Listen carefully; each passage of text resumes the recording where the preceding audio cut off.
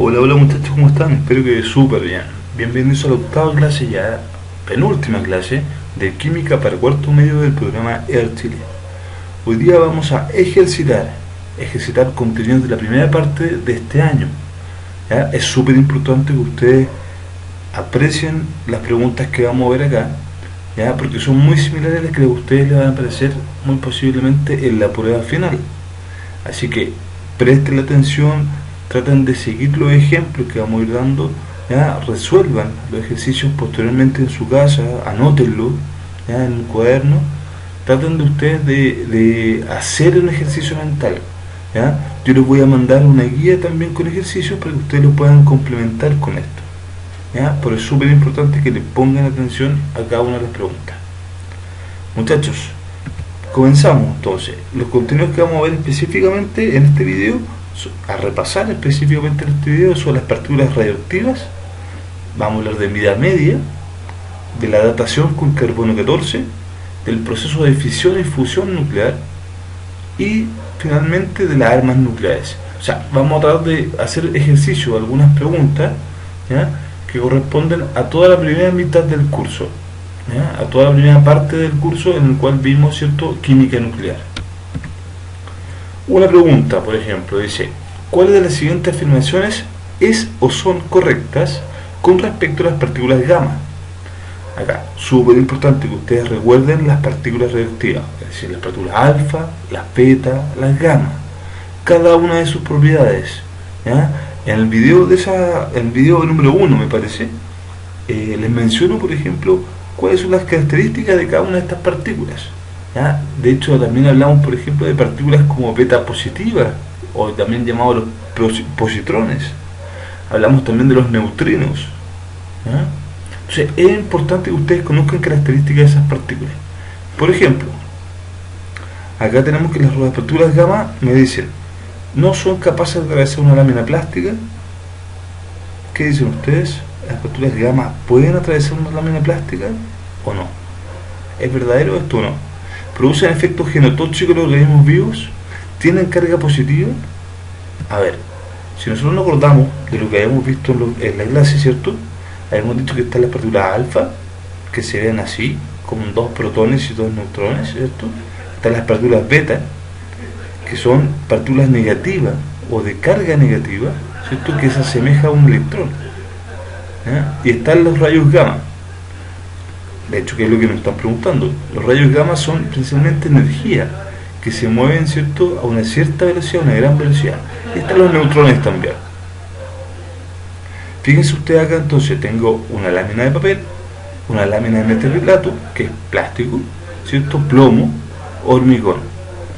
Este dibujo, esta figurita, esta foto, está indicando el grado de penetrancia que tienen las distintas partículas radioactivas que estamos viendo acá.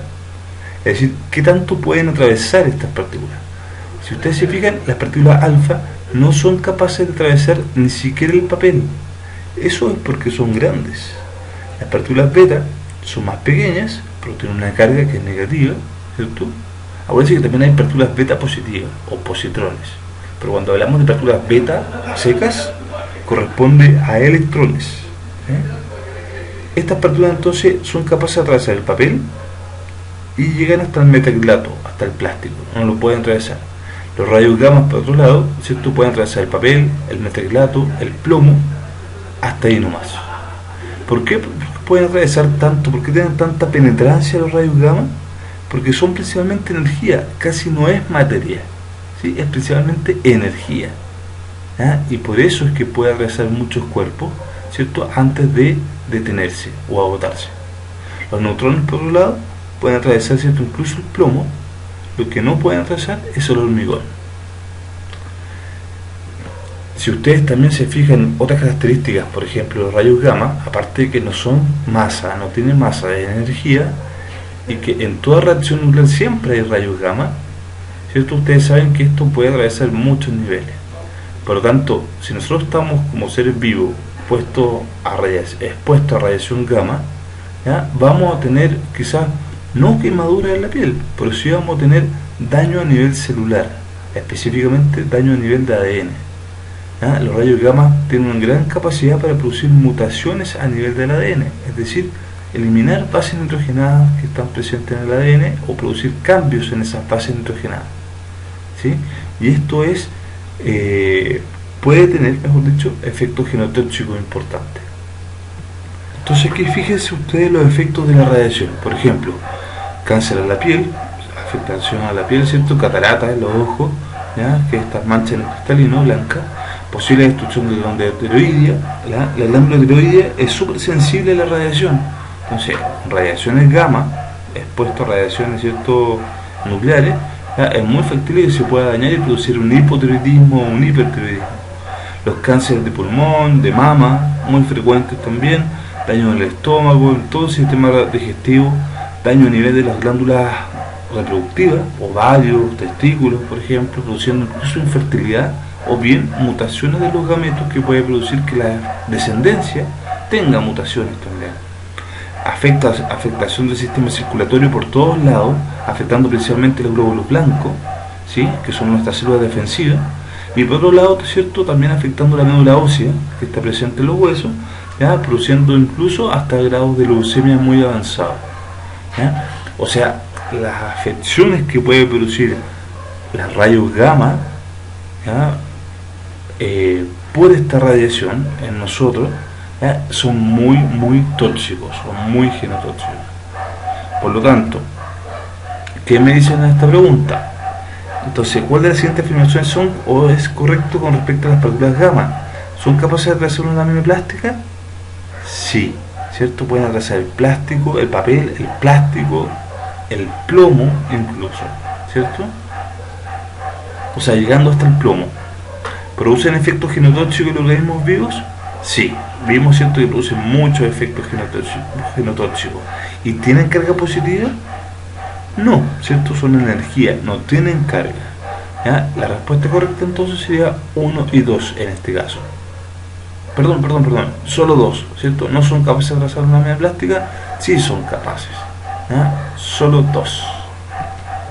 Las partículas alfa, también de partículas radioactivas, se puede reconocer porque corresponden a 2 protones más 2 neutrones. Acá ustedes conocen el dibujito que ya hemos visto recién, ¿cierto? ¿Tienen carga positiva? ¿Tienen bajo poder de penetrancia en el aluminio? ¿Se acuerdan que vimos, por ejemplo, que un núcleo grande, ya que tiene muchos protones y muchos neutrones, es inestable? ¿Se acuerdan? Dijimos que el que sea inestable significa que se puede desarmar fácilmente y producir partículas radiactivas, ¿ya? Al ser muy grande y muy inestable, suelta o libera partículas alfa. Las partículas alfa efectivamente consisten en 2 protones y 2 neutrones. Por lo tanto, la alternativa 1 sería correcta, ¿sí? Y si ustedes se fijan, ¿ya?, como tiene 2 protones y 2 neutrones y no hay electrones alrededor, ¿cierto?, por lo tanto no se neutralizan esas 2 cargas positivas. Por lo tanto, una partícula alfa tiene carga positiva. Y por otro lado, ¿cierto?, si ustedes se recuerdan, el hecho de que sean 2 protones y 2 neutrones corresponde a lo mismo que es un núcleo de helio. O sea, cuando tengo 2 protones y 2 neutrones, eso es un núcleo del helio. Si tuviese los electrones alrededor, sería el átomo de helio, ¿sí? ¿Tienen bajo poder de penetrancia en el aluminio? O sea, ¿no pueden atravesar el aluminio? ¿Verdadero o falso? ¿Se acuerdan de la pregunta anterior? Las partículas alfa no pueden atravesar ni siquiera el papel, menos el plástico y menos el plomo, ¿sí? El aluminio estaría acá, entre el plástico y el plomo, ¿sí? No lo pueden atravesar. Por lo tanto, en este caso, ¿cierto?, la respuesta correcta sería, eso sería correcto. ¿Por qué? Porque tienen bajo poder de penetrancia en el aluminio, o sea, no pueden atravesarlo, ¿sí? Quizás puede estar un poco más redactado, debería haber dicho, tienen 0 poder de penetrancia en el aluminio, eso sería más correcto. Pero lo vamos a considerar correcto por ahora, ¿sí? No puede penetrar el aluminio, tienen carga positiva y corresponden a un núcleo de helio, es decir, 2 protones y 2 neutrones. Otra pregunta. Los isótopos son parejas de átomos que se caracterizan por poseer Acá, muchachos, es súper importante que ustedes tengan claro el concepto de isótopo, isótonos, isóbaros, ¿sí? Pero principalmente isótopos. ¿Ya? En química nuclear este es un tipo de compuesto, o sea, un tipo de átomo o de asociación entre átomos muy importante. ¿Ya?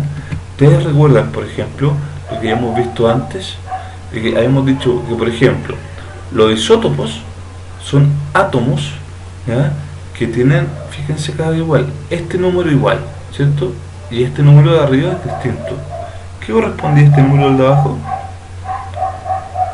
Protones, ¿cierto? Este indica que tiene igual protones.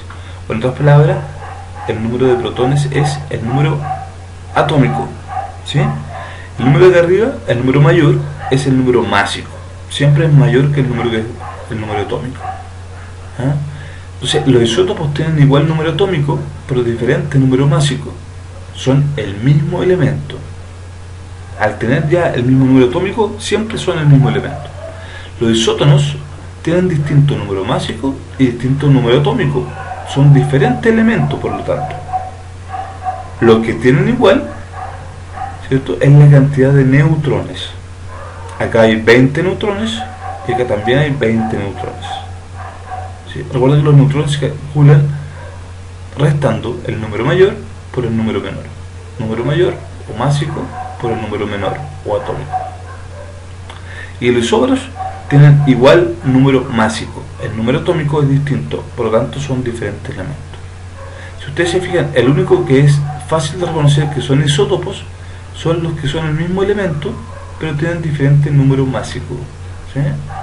Por lo tanto, la respuesta a esta pregunta sería: ¿los isótopos son parejas de átomos que se caracterizan por poseer igual número de neutrones? No, esos son los isótonos. ¿Igual número másico? No, esos son los isóbaros. ¿Distinto número atómico, pero igual número másico? No, seguimos hablando de los isóbaros, ¿cierto? Igual número atómico, pero distinto número másico, eso. Esta es la correcta, ¿sí? Acá la E la descartamos porque es igual número atómico e igual número másico. No, sabemos que los isótopos tienen igual número atómico solamente. El másico es diferente. Respuesta correcta, la D. Otra pregunta. Esto ya es de las reacciones nucleares. ¿Se acuerdan que dijimos que este tipo de pregunta es una de las más fáciles? Ustedes tienen que saber qué elemento es el que está acá, o qué sustancia, qué átomo, qué partícula es la que están preguntando. ¿Ya? En todo este tipo de preguntas se basa en eso. Ustedes sepan cuál es la partícula o átomo que está representándose con esta incógnita.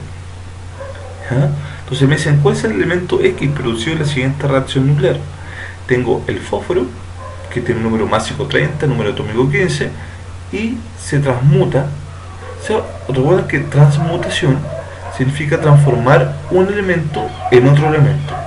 ¿Sí? Este fósforo reacciona o transmuta transformándose en un elemento X más una partícula beta, fíjense en el signo que sale acá, positiva, o también como le llamamos nosotros, ¿cierto?, un positrón. ¿Ah? Cuando no aparece el signo acá y sale solo beta, recuerden ustedes, se considera como beta negativo. ¿Sí? Ya, ¿y cuál es la gracia de estas reacciones? Ustedes tienen que recordar que la suma de los números que están arriba, a un lado de la flecha, tienen que ser igual a la suma de los números que están arriba al otro lado de la flecha. Por tanto, si acá los números que están arriba es 30 solamente, no hay más átomos, los números de acá arriba tienen que dar 30. Como esto es 0, aquí debería ser arriba 30, para que me sume lo mismo que acá, 30. Abajo es 15. Si esto es más 1, acá abajo debería haber ¿qué número? 14, ¿cierto? Para que ese más 1 me dé 15. Si esto fuera menos 1 acá, esto tendría que ser 16, porque 16 menos 1 me da 15, lo mismo que este acá. Por lo tanto, ¿cuál sería el resultado de este número? Arriba sería un 30 y abajo sería un 14. Acá las siglas no están muy acorde, ¿sí? No se ven, no están en chiquitito o grande. no se distingue cuál es el número atómico o cuál es el número másico.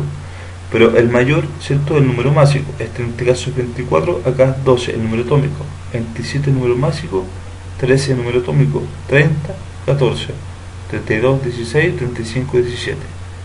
Entonces, acá arriba dijimos 30 y abajo 14. Por tanto, la alternativa correcta tendría que ser la alternativa C. Las preguntas de reacciones, entonces, las tienen que ser superadas. Recuerden, siempre la misma suma arriba, la misma suma abajo.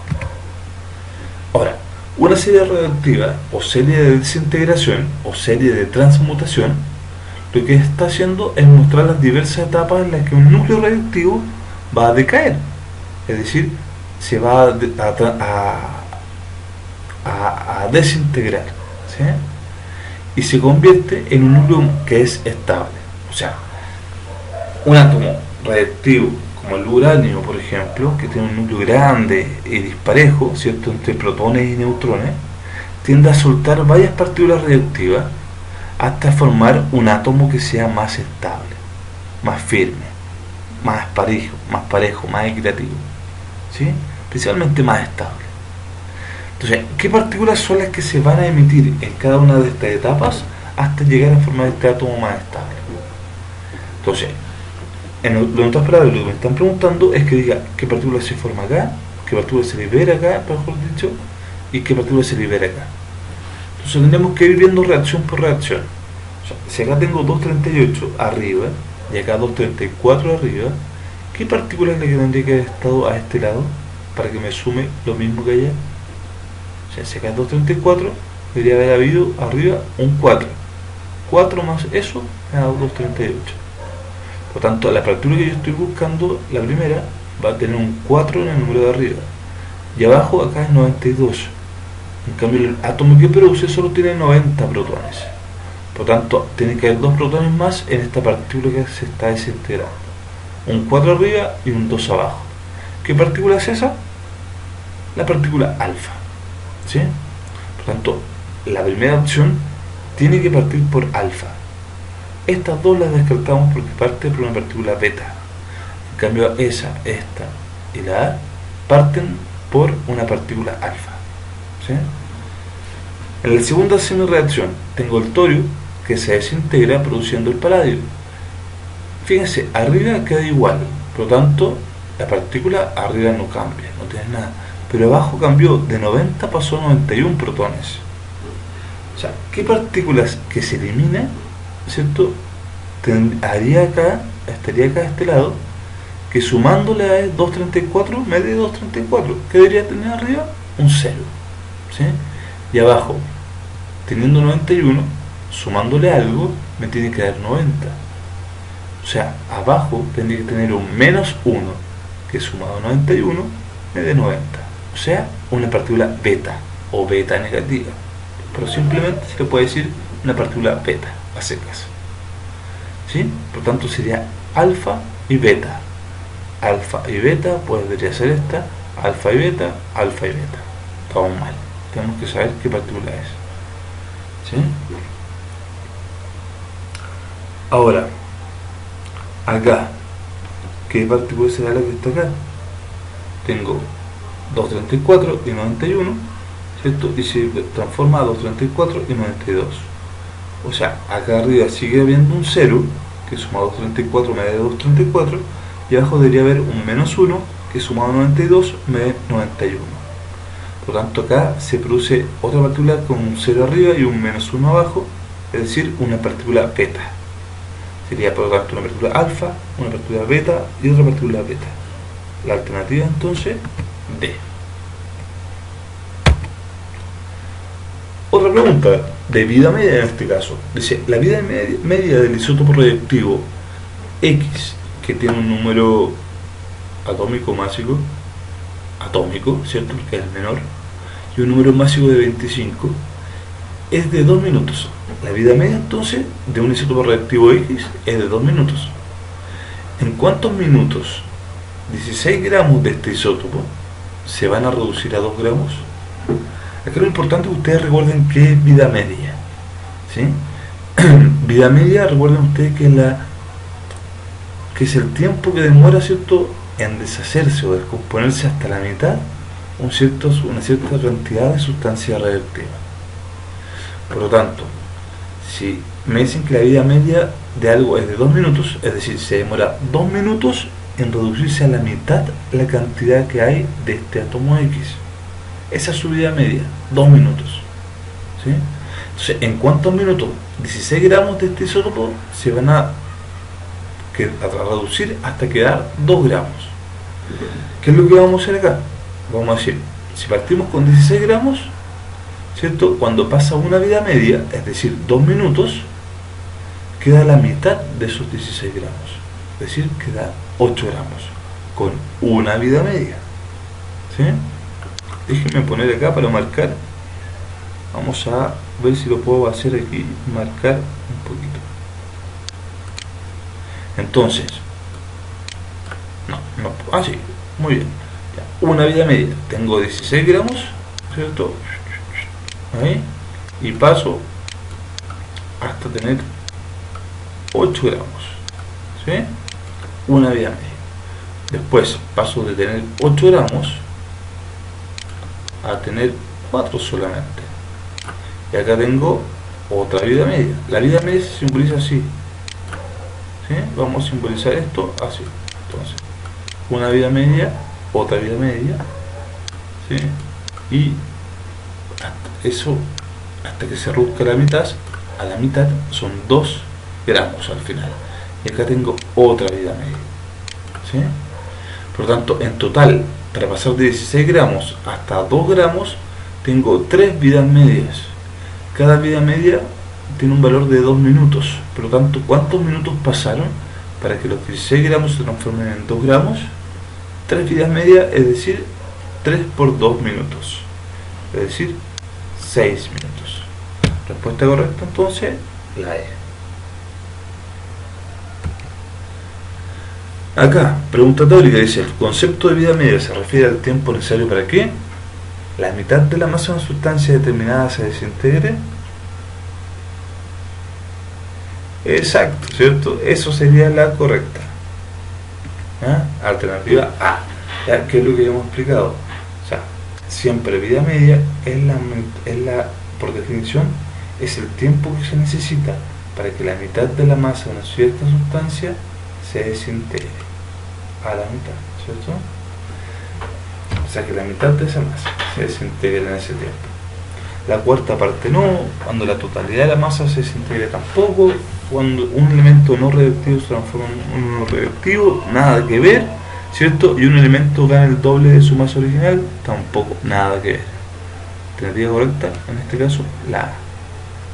Otra pregunta, ¿el proceso de fusión nuclear es un proceso que implica la A? Ahora vamos a hablar del proceso de fusión. ¿Ya? Recuerden ustedes que para este proceso, fusión, ¿cierto?, es como Goku y Vegeta, es decir, es la unión, ¿cierto? Es la unión de dos cosas. Acá es la unión de dos átomos pequeños. ¿Ya? Estamos hablando de que dos átomos, como el hidrógeno, por ejemplo, se pueden unir para formar helio. Eso ocurre a nivel del Sol, de las estrellas, y eso produce una cantidad de energía tremenda. Imagínense entonces lo que cuesta, para que se pueda realizar esa fusión, ¿cierto? Cuesta muchísimo. O sea, requiere grandes cantidades de energía para poder juntar dos átomos de hidrógeno, que son átomos más pequeños. Imagínense entonces la cantidad de energía que se necesitaría para poder juntar dos átomos más grandes. ¿Ya? Por tanto, la fusión es una reacción muy compleja que requiere mucha energía para que ocurra, y es la reacción en la cual se unen átomos pequeños. Unión de dos átomos pequeños. ¿Sí?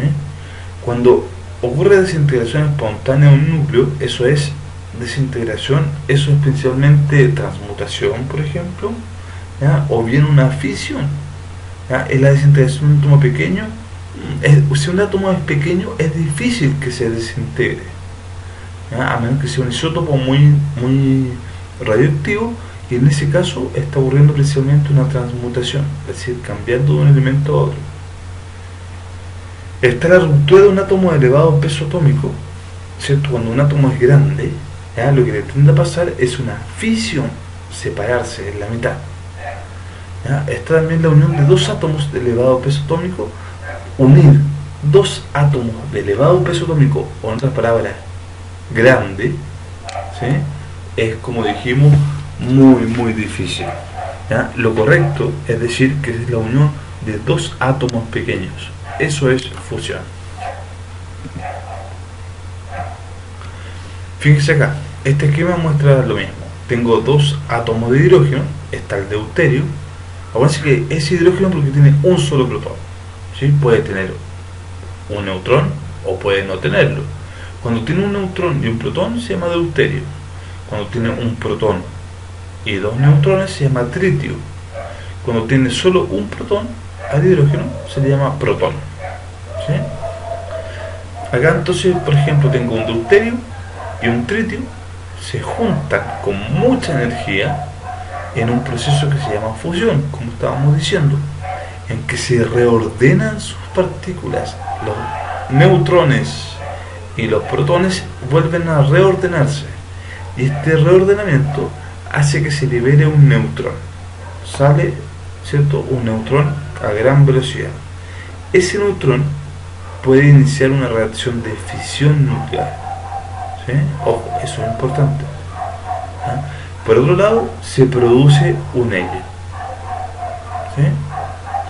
El helio entonces actúa como un átomo más grande que los dos átomos iniciales, ¿sí? Por un proceso de fusión. Siempre se libera una gran cantidad de energía. Recuerden que en el video de que vimos esta materia dijimos que la cantidad de energía era alrededor de unas 7-8 veces más que la energía que se produce en una bomba atómica, o por la fisión, perdón. Alternativa E, entonces, en este caso. Entonces, otra pregunta: las bombas atómicas utilizadas en Japón durante la Segunda Guerra Mundial se basaron en el proceso de fisión nuclear, fusión nuclear, transmutación.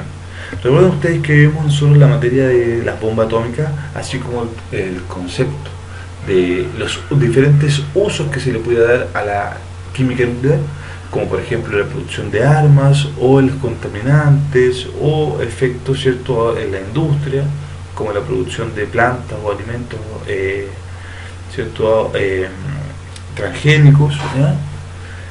La uva, por ejemplo, la uva sin pepa, por ejemplo, es una uva producida en forma artificial mediante radiación, ¿ya? Sin embargo, todos esos usos que pueden tener, tanto beneficiosos como por ejemplo el TAC o los escáneres, ¿cierto?,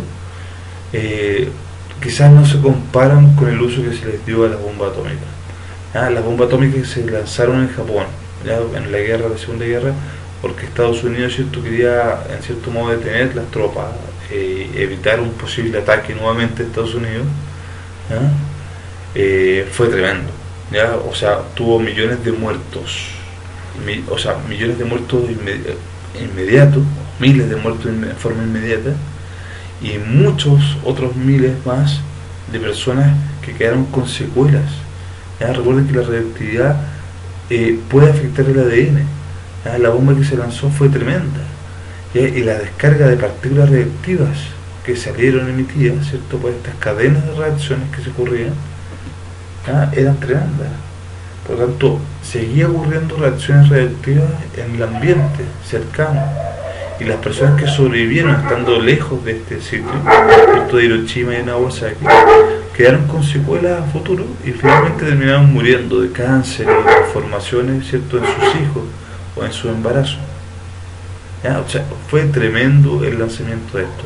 Imagínense ustedes, ¿ya?, si eso lo pudo hacer, ese desastre, las personas que fallecieron, las personas que enfermaron, los niños que murieron, ¿cierto?, las frutas, los campos, la tierra que como quedó, ya en ese sector, la radiación quedó por años en el sector. O sea, la gente que no se podía acercar a ese sector porque seguían ocurriendo reacciones radioactivas. Acuérdense que la fisión, la fusión, ¿ya?, tienen reacciones que son en cadena. O sea, una reacción ya tiene que ocurrir otra más, y esa reacción otra más, y otra más, y otra más, y otra más. Es algo como de no detenerse hasta que se acaban los componentes, hasta que agotan su vida media. Por lo tanto, pasaron años hasta que se pudiera llegar a recorrer esos sectores nuevamente sin riesgo de enfermar de cáncer, o por lo menos sin saber de riesgos de enfermar nuevamente de cáncer, o sea, de enfermar de cáncer. Fueron devastadoras, ¿ya? Acá la respuesta correcta, entonces, la bomba atómica, recuerden ustedes, es la fisión nuclear. Antes produjo muchos destrozos. Imagínense cómo serán las bombas actuales que pueden existir, ¿cierto? Con los adelantos tecnológicos, con los perfeccionamientos de esto. ¿Ya? La fusión nuclear, hay bomba que es la bomba de hidrógeno, ¿cierto? Y es una bomba que no ha sido lanzada, por lo menos en forma ¿cierto? Bélica, en las guerras. No ha sido lanzada, pero se estima, recuerden ustedes, que tiene alrededor de unas 7-8 veces más energía que una bomba atómica como tal. La respuesta correcta acá entonces sería solo uno, ¿sí? Transmutación es un cambio de elemento a otro, ¿ya? No tiene nada que ver con las bombas. Otra pregunta: ¿el isótopo carbono 14 se puede utilizar para determinar la edad, ¿cierto?, de una estatua de piedra? No. ¿Por qué? Porque es piedra. Para datar con carbono 14, saber fechas con carbono 14, tengo que tener restos de un ser vivo, ¿cierto?, que ya no está vivo. La vasija de barro zoomorfa de la cultura de Yaquita, zoomorfa, recuerden que le ponen así como para decir, pucha, una figura, una forma humana, o sea, forma animal, pero no, ¿cierto? Esto es figura, vasija de barro, ¿ya? Y es con forma de animal, ¿ya?, de una cierta cultura, pero no es parte o no fue un ser vivo, ¿sí? Momia, acá sí, ¿cierto? Porque la momia fue un ser vivo que en algún momento, ¿cierto?, murió y pasaron años o miles de años, cientos de años, no sabemos, ¿ya?, en que se mantuvo. Es como un fósil. Un árbol milenario que aún produce frutos, ¿será correcto esto? No, es un ser vivo, ¿cierto? El problema es que todavía está vivo, y para datar con carbono 14 se requiere que sean organismos que estuvieron vivos en algún momento y que ahora están muertos, ¿sí? Como por ejemplo una momia. En el proceso de datación por carbono 14, que cuando se cumplen esas condiciones, que sea un organismo vivo que ahora está muerto, ¿cierto?, se data de esta forma, ¿ya? Lo correcto es decir, por ejemplo, o tener claro que los organismos vivos absorben el carbono 14 y lo mantienen en una cantidad constante, pero cuando mueren, ¿cierto?, y pasa tiempo, ese carbono 14 va disminuyendo por su vida media, va disminuyendo la cantidad, ¿sí? Eso hace que cuando hay un fósil, yo encuentro un fósil, se puede sacar una parte de este fósil, un pequeño pedazo del fósil, ¿ya?, y, por ejemplo, incinerar, quemar ese fósil, produciendo gases, ¿ya?, como el dióxido de carbono, que vamos a encontrar, por ejemplo, que tiene carbonos normales, carbonos estables, carbono 12, y también tiene carbono inestable o carbono 14. El carbono 14 va a decaer o a transmutarse, ¿ya?, en nitrógeno 14, o sea, se va a transformar en nitrógeno 14 y se va a desprender un electrón. O sea, de todos los carbonos 14 que hay, se van a ir transformando a nitrógeno y electrón. Ese electrón es captado por un sensor, ¿ya?, por un contador de radiación, que va a registrar el número de electrones y va a permitir tener una cuantía, es decir, estimar más o menos cuántos carbonos 14 hay en esta muestra, y por lo tanto tener una estimación, de acuerdo a su vida media, de qué edad tendría, ¿cierto?, ese organismo vivo. Entonces, acá lo correcto es alternativa B, solo 3. Muchachos, eso es todo por ahora. Espero que les haya gustado. Recuerden, revisen este video, fíjense en las preguntas, revisen los videos anteriores. Si tienen dudas, envíen las consultas que puedan tener, ¿ya? Que les vaya bien, muchachos, nos vemos.